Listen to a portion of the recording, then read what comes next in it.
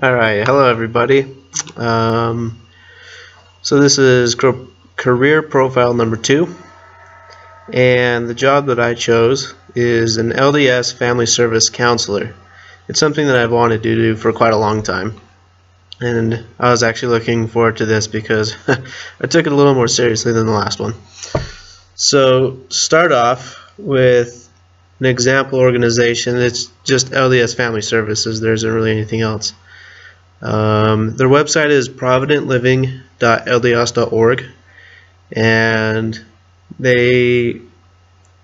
I couldn't really find a street address for it just because a lot of places, it changes where you're at from where your location is, because they're spread all over the place, and I wasn't able to find like a headquarters, but I guess it's the church, so the church headquarters. My career contact is a man named Chris Farr, who I had a chance to work with a couple of years back. Now, as far as the working environment that I saw when I researched and when I talked to Chris, is that, obviously the organization is pretty big because it's run by the church. But this career specifically is a full-time job. And the hours are usually between 8 and 5 or 9 and 5, kind of depends. The workplace itself is pretty flexible, and the employee is able to be independent and able to do their own thing within church boundaries, of course, because they have standards and things they need to keep to. But other than that, they're able to do whatever they need to based on what the client needs, whether that be someone who has addictions, whether that be drugs or other things, or a lot of the welfare stuff that the church helps with. When it comes to stressors for this job, some of them are pretty obvious. It comes from a lot of the clients who can be difficult at times because not everybody wants to be there. Sometimes people are sent there by their stake presidents or bishops and they just don't want to be there, but they have to be, sort of a thing.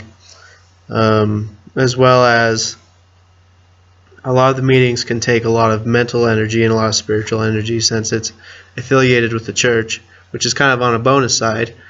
You can use scriptures, which you wouldn't be able to use anywhere else as a counselor.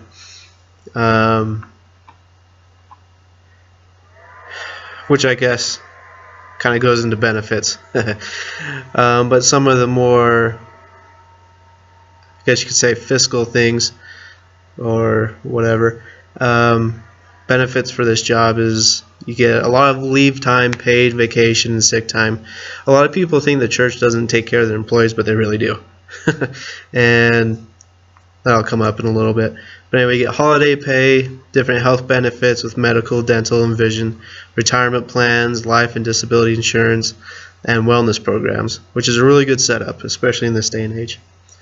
This job, like a lot of the counseling positions, you provide clinical care, direct counseling services, consultation. This is unique that you maintain a positive rapport with church leaders. It's very important because then you don't get clients if you don't. And you may be asked to identify and recruit community resources, and that's more on the welfare side if that's what your job is, because you can be called as a counselor, but you might get pegged with a couple extra things depending on your locale. The education requirements for this is a master's degree in marriage and family studies. The starting salary range is about approximately $30 an hour. I had to look it up just because I wasn't able to talk to Chris about this, which I wish I would have. But anyway, the starting range is about $30 an hour or $62,000 a year, which is awesome. But then again, you have a master's degree, and with this job, you need to have had experience before they hire you. And then once you have more experience, you can work up to $40 an hour or $85,000 a year, which is awesome because both salaries there actually can take care of a family of 4, like we discussed earlier in this year. Other information about this career is that it's with the church, and so you have to be a member as well as temple worthy. And that's about it. All of my sources came from LDS.org, the Provident Living, and my buddy Chris Farr. Thanks.